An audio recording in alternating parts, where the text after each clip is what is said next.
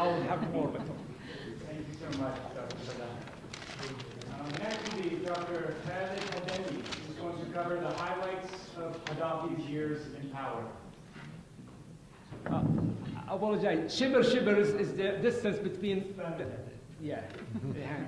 Zenga is the small streets in town. So he's gonna follow. Alleys. I don't think I can serve him justice by talking about his achievements in 5 minutes, so probably I'm going to take the whole 10 minutes if you kindly just show me at 5 minutes and 2 minutes before the end. Gaddafi was born in 1942 to a small Bedouin tribe in the central city of Sirte, and that tribe lives between Sirte and Sebha, so he spent most of his childhood and young adulthood between those two regions. He went into the military academy in 1961 and graduated in 1966 as a second lieutenant from Benghazi. 3 years later, he led 11 other young low-rank officers, who most of them are from his class, on a coup against the sitting King Idris Senussi. I will take this into 4 sections or 4 periods. As you all know, he's been in power for more than 40 years, so we'll take the 70s, 80s, 90s, and 2000s, and just try to summarize highlights of his achievements during these periods. As he took power, he promoted himself to a colonel from second lieutenant, and he appointed himself as the president of the country. And it was clear from the beginning that he took over a tribal traditions of governing, that he wanted to govern a country with no organized institutions. So he disassembled all the institutions, and he took care, for instance, of the legislative branch of the government. Pretty much what you see him ranting, that next day becomes the law, and that was the way he produced legislation in the country.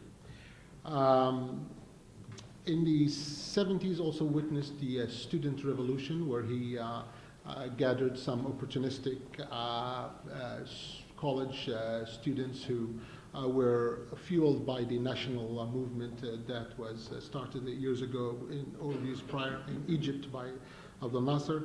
And he went into the university. At that time, the university had the voices of professors and students who were asking the government to be handed over to a civilian government instead of the military. So he went into the university with tanks and guns, and killed some, injured some, expelled obviously some, and took over the university by his new revolutionary committees that he formed, and those pretty much ran the university from that point on. The 70s also showed or witnessed the 2 union attempts failure, one with Egypt and one with Tunis. Actually, in Egypt, he did it in his own fashion, flamboyant way, where he just took people on the street and took them in buses and went to the border requesting to go in to demand the union with Egypt. Of course, he was turned back, so he went to the other border with Tunis, and he actually was able to go into Jerba, which is a small island, and they came up with the Jerba Accord, which lasted for a few days because the then president, the vice president, Bourguiba, understood what this man is all about. So he stopped that union, and that was the end of it.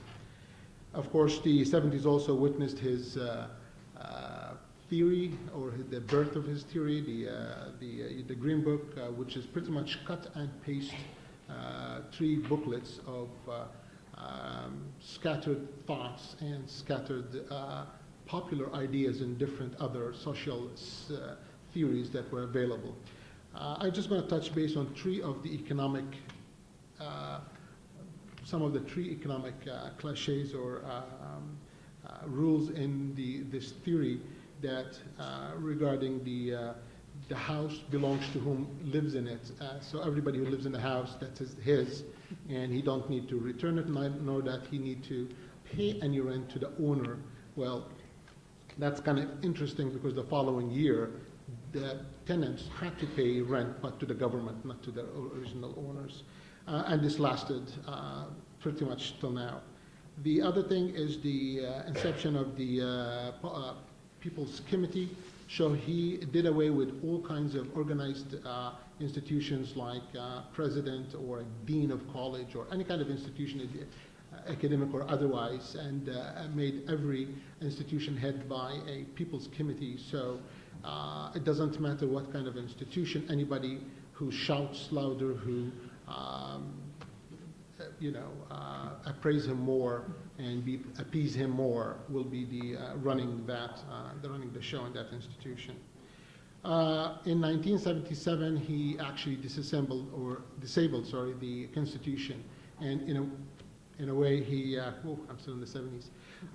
In a way he instituted the martial law, and since then there had been no constitution in the country.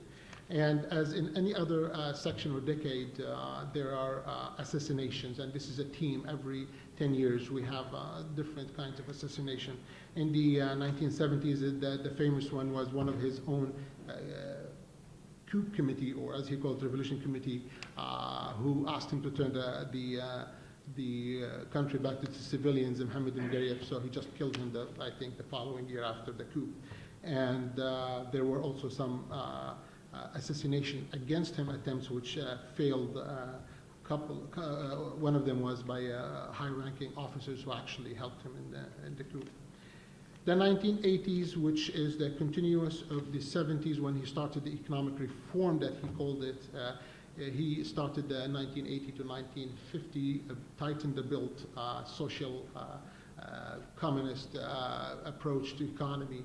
And in one of his speeches, he summarized it, basically said, I'm going to close the funds of oil in the vault and nobody will touch that.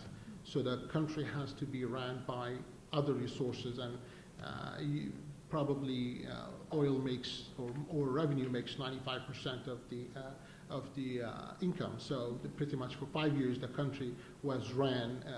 He took over the country, as you can tell. There were no private businesses, there were no everything belonged to the government, and he only ran it by 5% of the income of the country.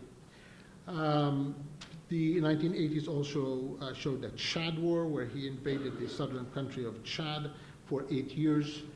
He actually won the battle initially and took the land that he wanted to take, which is enriched in uranium, but in a typical Gaddafi way, he turned it back because he wanted to celebrate the triumph of victory, and he wanted to go to the battlefield. But he did not trust any of his soldiers, so he disarmed the entire army, and that went to the Chadians, who were supported by the French. And the day he left the city, they invaded him back and just took over. Of course, the 80s also witnessed the exchange that he had with Reagan, President Reagan, and that led to the bombing of the bar or discotheque in Germany, followed by the American raid in 1986. And in his typical way of dealing with things, he retaliated by bombing the Pan Am 103 over Lockerbie. And we just heard from one of his close circle associates for a fact now that he always denied that he gave the direct orders for bombing the Pan Am 103. That led to the sanctions by the United Nations, which unfortunately the people paid the price.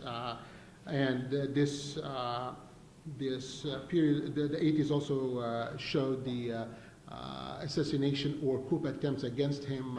The most famous one was led by the National Front of the Salvation of Libya. That movement went all the way to having soldiers staying on the border coming in, but unfortunately it went wrong because of political deals that the higher-ups made. And one of the soldiers who were in Algeria border was Dr. Falah, who had to come back, unfortunately, without finishing his mission. During the 80s, he also decided, because I guess President Reagan speaks English, to abandon English teaching in the schools. And because he's not happy with the West, he burned all Western music instruments. As I'm going to go very quickly in the 90s and 2000s.